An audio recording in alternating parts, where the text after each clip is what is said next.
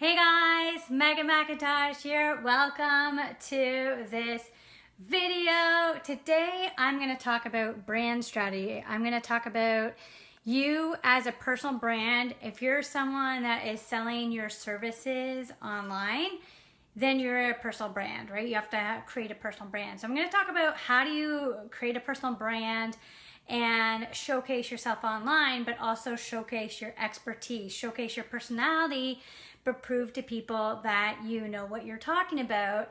And how much do you share about you versus about what you're really good at and what you're teaching and what you're training. So if you're there live, let me know, say hi.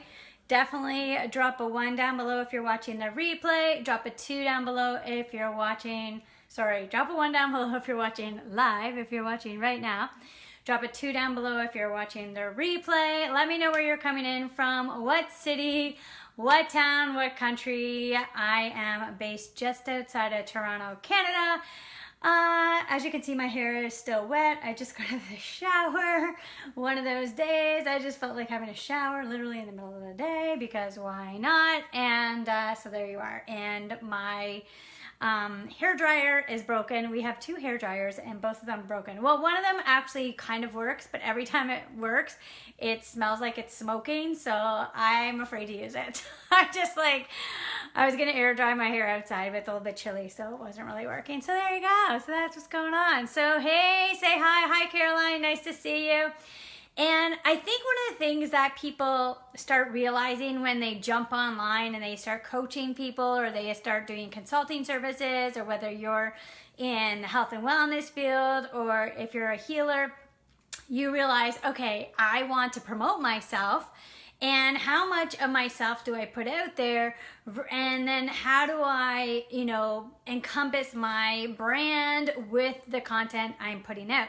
So many of you know what I do. If you don't, I'm a sales coach, right? So my background is in sales and marketing. I have a long history in a career where I was a sales manager, sales leader, had a sales team underneath me, and was a marketing director at one point, specifically in the advertising and entertainment industry. So I used to represent companies to go into advertising ads like on TV or into documentaries or onto films. And so I was essentially someone that sold creative services, right? So I sold people who were creative. Maybe they're a composer or they were... what else? A software. I would sell a software into the creative industries. So I was always selling services into the creative market, right? And then I went out on my own, started taking coach courses on how to be a coach. Really not to necessarily become a coach, but I had a team that I was managing when I was in sales. So I really wanted to learn how to get better leadership skills. And then you fall into coaching. And when you're in sales, you learn a lot about personal development. So that was sort of my journey. And one of the things that I noticed when I first got online is it's such a difficult thing when you're selling products and services, like other people's products and services, versus selling yourself. It's a whole other ball game. And I know that I had some thinking, oh, well, I'm in sales. I can do this easily. It's super simple. I know how to sell other people and I know how to sell other people's products and services, right? Because I would literally sell a composer, right? Promote a composer. So it can't be that hard, but it's a whole other thing, right? And so when you start putting yourself out there online, you're really selling yourself and your services. And when you do that, you have to think about what is a brand strategy? Like what would be the way that you want to come across and how are you helping people, right? What are the pain points that you're solving? What is the benefits of someone working with you? What do they get out of? What solutions are you helping them with? And I think it's something where it seems easier than it is, because when you start promoting yourself, oftentimes you have to do a brand photo shoot or you have to start writing content and you have to put your leadership and your essentially thought leadership out there, right? Your views and opinions, and you can get a copywriter to do that, but oftentimes when you're starting on your own, you might not have the money to do that, and so you're like, okay, I gotta like do the marketing by myself. I gotta come up with the content to promote myself, and I need to seem like a thought leader. I need to seem like someone who knows what they're talking about, and I need to build trust, and how do I do these graphics? I need to get professional photo shoot. And so what happens, it becomes like a mess of, not really a mess, but essentially like it starts like combining with you, right? Because you're creating your content versus based on what you're good at and your expertise, and you're telling stories, right? Because brands tell stories. And so if you're telling stories about your work, you know those stories, they're personal to you. So rejection is different when you have your own business. And so what I try and do is I try as much as I can to separate myself from my business and understand that whenever I'm putting myself out there online, that's the business entity, right? It's like, think of it as an energetic thing. Think of it as, your business is an idea. It's, something that's creatively come to you in a vision or however it's come to you, and it's a specific creative entity. Like any type of creative idea, like any type of business idea, think of each business idea as like an entity in itself, right? And so if you think of it as like something's come to you as an entity, and it's something that you like kind of separate yourself from it, then it makes it much easier to promote yourself by basically saying like, I'm writing this content for this business entity. I'm writing this content based on the problems I'm solving for people for this business entity, right? So as a sales coach, and I do business coaching too, but my forte is sales, and a lot of people know me for sales, but I was a marketing director, so I also teach on marketing, and I have 15 plus years in personal development, and so I do a lot of mindset with that. And with the coaching, you learn everything you can about personal development and mindset, so it's all those three things combined.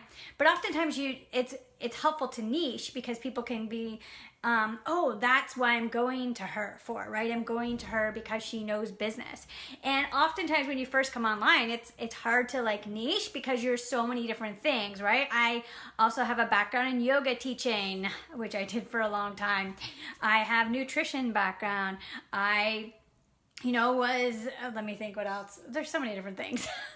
But, I do filmmaking, I do writing, I do scripts for people, that kind of thing, right? So you probably have a lot of more elements to your personality than you're putting in your business. And that's why it can be so hard to, choose a niche or say what you do and say what you help people with, because you're like, well, also in the work that I do, I also do mindset, and I also know how to help you with your energy, and I also know how to eliminate your limiting beliefs, and I also know how to get you more confidence, right? These are all things that you probably do with your clients, depending on what you do, right? Everybody does different things that I'm usually talk to, but you are going to be doing so many more things. But when you put yourself out there, you have to think about, what do people want when they're looking online? And one of the ways that you can do this is you can go on Google, you can go on YouTube, you can look at your competitors. What are people searching for? What are their desires and their things that they're like in the middle of the night thinking about, right? And it's most likely they're not necessarily thinking, I need to increase my confidence, I need to learn how to increase my energy. Maybe that could be something, but usually you have to think about the main niches, right? So people usually want to think about relationships, right? How do they get a partner, or how do they find love, and that kind of thing, right? So relationship is a big niche. Another niche could be money, like, people stressing about money. And then if you're teaching business, oftentimes people stressing about clients, right? And how to sell to those clients to get more clients.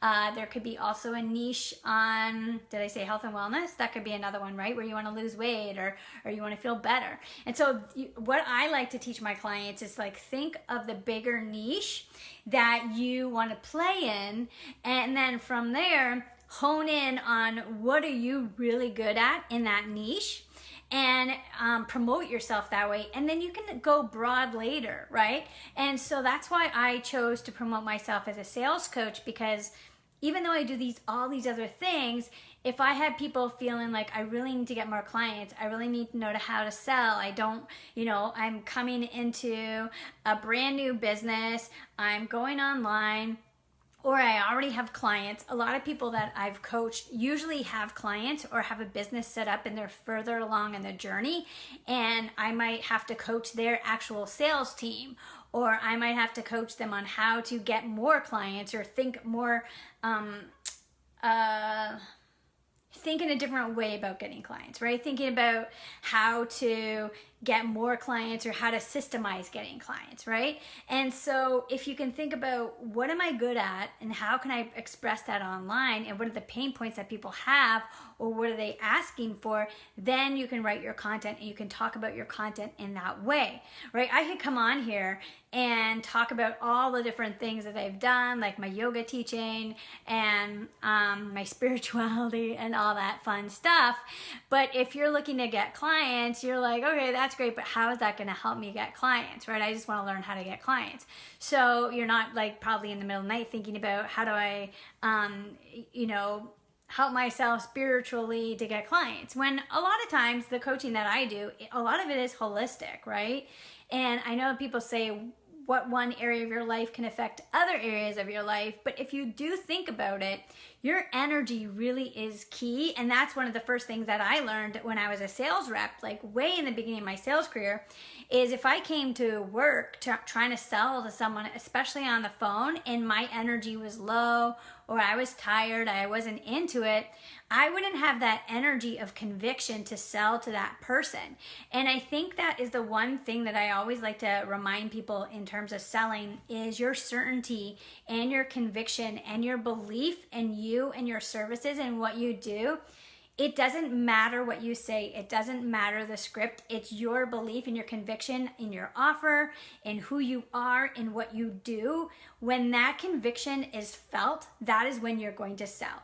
And so that is something that I always teach people is if you're having a hard time selling, if you're having a hard time attracting clients to you or getting clients on the phone with you, or if you're having a hard time selling people on the phone, oftentimes it's because you're wobbly in your conviction of what you're selling, your belief in yourself, the belief in your offer.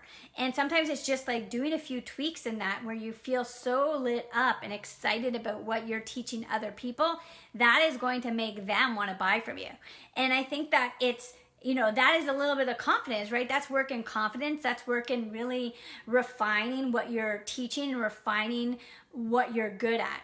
And overall, I know that when people come to me, they realize, okay, she has all these different areas of her life that she's focused on, or these, all this experience in the background of what she has. So how is she going to help me? Right? Like, it doesn't matter to me if she was a sales rep somewhere or a sales manager or led a team. How does that help me?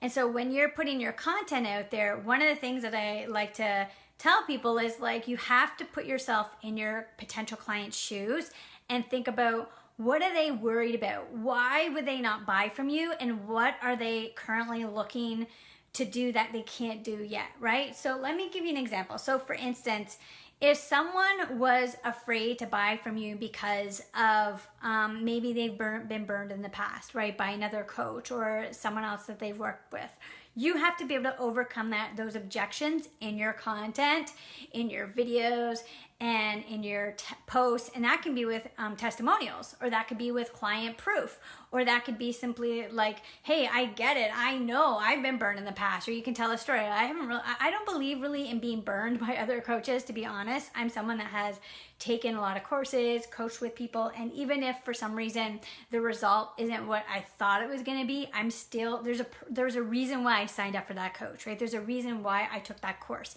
And so I never regret any purchase that I made because I think about it that way, that there was a purpose and a reason for taking that course. And so I don't tend to like to work with people who regret signing up with certain people, because I think you haven't really learned the lesson of why you're coaching with that person in the first place, right? If you're coming and saying, oh, no, nobody, I haven't worked with anyone that I've liked, it's kind of like, maybe you're the problem. But anyway, that's a whole other story. So start thinking about overcoming objections in your content and learning what people are thinking, your potential clients, what are they thinking? And another thing is, I want to just go back to the topic of this because I've kind of got a little bit off track today in terms of, how much do you talk about your brand? How much do you talk about you personally versus what you do for a living, right? Your expertise, right? And in my case, it's sales and marketing and mindset. And what I look at it is this, is when you're building your brand online, really start with your values. Really start at what are the values that you want to put out there as an overall thing, right? So for instance, one of the exercises I'm going to be doing for myself with my own branding and brand strategy is I'm going through right now, actually, I'm looking month by month by month, right? And I'm looking at what are holidays or what are issues or things that are really important to me that I can infuse into my content. So for instance, this Thursday is Truth and Reconciliation. It's basically in Canada, it's a day of remembrance, a day of really understanding what happened with the residential schools, specifically with Indigenous peoples and heritage. And so for me, that's like a really important milestone. That is the first year that we're recognizing this in a specific day in Canada on September 30th. And it's going to be a day that from now on, September 30th is a time to remember the children who were in residential schools, and remember, the way that we have treated Indigenous peoples in the past and what we need to do and to reflect on and be educated by this, right? And so for me, I was thinking, how can I put more of this content into me, into my brand, without it being like, all about me and this is my, without it being in a sense, like separate, like I said, you want to separate your business entity, right? So like I could have all these causes that are close to me, right? My mom passed away from ovarian cancer. That's an important cause for me. One of my nieces suffer from PANDAS, which is a neurological disorder. I don't know if it's a disease or a disorder, but anyway, she's through that. And that's something that was very important to me, right? And so there's certain causes and things that I really care about, but I don't infuse it enough in my content. Now, it's the idea of like, how much do you infuse these things, and is it important to infuse these type of things into your content when you're separating yourself from a business entity, right? And I think what the best way is to really just like look at your calendar. That's what I'm going to be doing, and saying, what are the months that I really want to maybe talk about some of these things, infuse it a little bit more into my storytelling. And that's the way I'm going to be doing it, or giving resources to people rather than me saying, hey, this is what I'm going to be talking about today. Because it really isn't the subject of sales, but these are things that I want people to know that I care about and they're important to me. And if someone else, those values and those charities or those ideas were important to them, we might resonate together, right? I do find that when I see someone's opinions or values and what they stand for, like any brand, right? Not just a personal brand, but any brand, if you see what they stand for, right? There's so many brands that you can say, hey, that's a brand that has a environmental cause tagged onto it and it's important for them. Or there's some that care about, like for instance, Dove, they put themselves with women's beauty and making sure that women of all sizes and whatever you look like is infused in the beauty of the brand, right? And so you can think about brands do align themselves with values that they care about. And so the more you think about it, I think it is important to do that as a personal brand. And the way to do it is to really think, how do you want to do it? How much do you want to infuse it? And how are you going to be telling those stories throughout and weave them into your brand? And so I just want to let you know that's something that I'm thinking about and I always think about. And sometimes I fuse those stories into my brand and you hear them, but it's a matter of taking the time to actually almost like have a CEO day, set time away for a full day or a couple hours where you can actually think forward and think, I want to look at my values values again. I want to realign with my values, and I want to realign with what my brand stands for, and think, how can I infuse it more? Because a lot of times the stories that I tell and the things that I talk about are usually things that flow through me, right? A lot of my content flows through me, and I think about a topic. I have like a whole sheet where I brainstorm topic ideas, and I'll just put them in there. But sometimes it's not as systemized, right, in terms of the value. So I think it's really good to do another assessment of your brand and of what your values are. And you can do this every year if you want, or every 6 months or something, and really get a feel for, I want to infuse this. I want to put this in. This is really important to me. And start aligning yourself with the values that you do care about, and realize that it's okay to do that because other brands do that as well. And you might want to look at other brands outside of whatever industry you're in and see, how do they do that? How do they infuse their beliefs and values into their brand without taking it away from the problems that they're solving, right? So for instance, let me go back to Dove Beauty, and how Dove, they make soap and hand wash and that kind of thing. I use their Dove soap sometimes. And it's a matter of, okay, like I've seen so many commercials and so much content that they've done about women and about, your bodies and what you look like, and we don't have to be all perfect and that kind of thing. And they've done many commercials of that. But it doesn't mean that every commercial is going to be like that. Every piece of printed material or ad is about that. Then you might see the ad where the soap is going in the water and it's like a beautiful splash, and you can see the consistency of the soap, right? So it's not like every single ad that they're putting out online. The reason why I talk about ads is because I was in the advertising industry for like 10 years. So I have like so many ads in my brain, because I used to go to the Cannes Lions Advertising Festival every year. So you see commercials and brand strategy all the time. So I'm just imagining that ad, right? So if you look at it that way, you can say, I don't just like, every little piece of content doesn't have to have my values in it, but I can choose to put my values in certain pieces of content, if you know what I mean. Like for instance, this piece of content right now, this video, funnily enough, I was actually going to wear my orange shirt. I have it right beside me. And I said, you know what, that might take away from the video. Maybe I'll just take a picture of myself wearing it for the 30th. So this is the shirt that you can buy called Every Child Matters. And I was going to actually wear it today. But then I second guessed myself, and I thought, well, I don't want to confuse my audience of why is she wearing this orange shirt, and then just like talk about that the whole video. But then, so I said, I'm just going to pick a topic and talk about that, and then I'm going to take a picture of myself with the shirt on Thursday and talk about what it means and the meaning to me, right? And now, yet I'm talking about it, right? I'm talking about truth and reconciliation. In this video, it's almost like I couldn't help it, because it is part of the idea of your value, what you care about, the things you care about. And I guess subconsciously, I wanted to talk about it.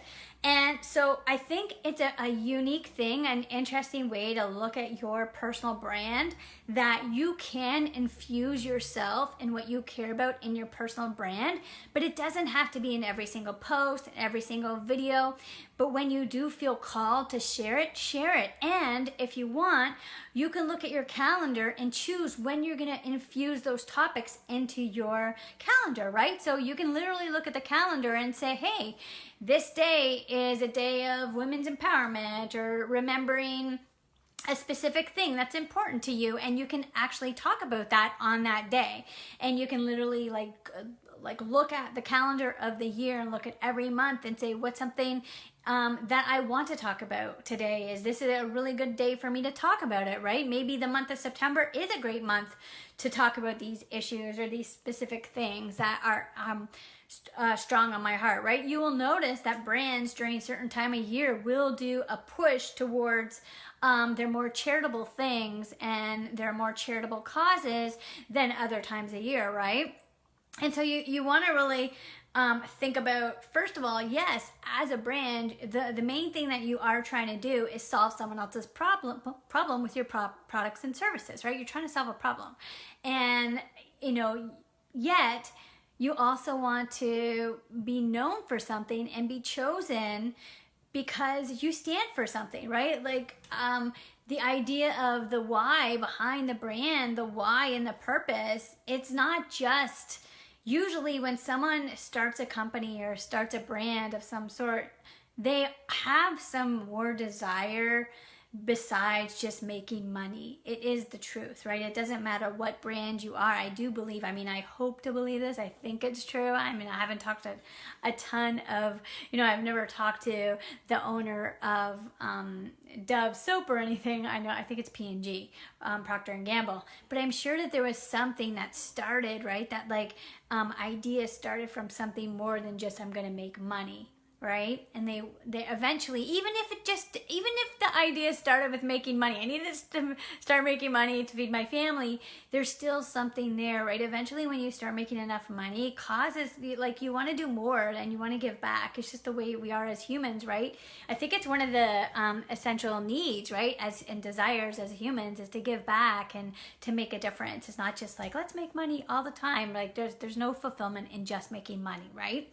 And so that's all I have for today. I just wanted to talk about the idea of, when you're a personal brand, how to think about it, how to infuse your values into that, how to infuse maybe causes into your brand as a way to, make your brand for you more exciting, because it does feel good to infuse yourself into it, but also still at the same time understanding your audience and understanding being able to solve problems when you're promoting yourself. So thank you so much for watching this video, and I hope you have a wonderful day or evening wherever you are in this world. Bye.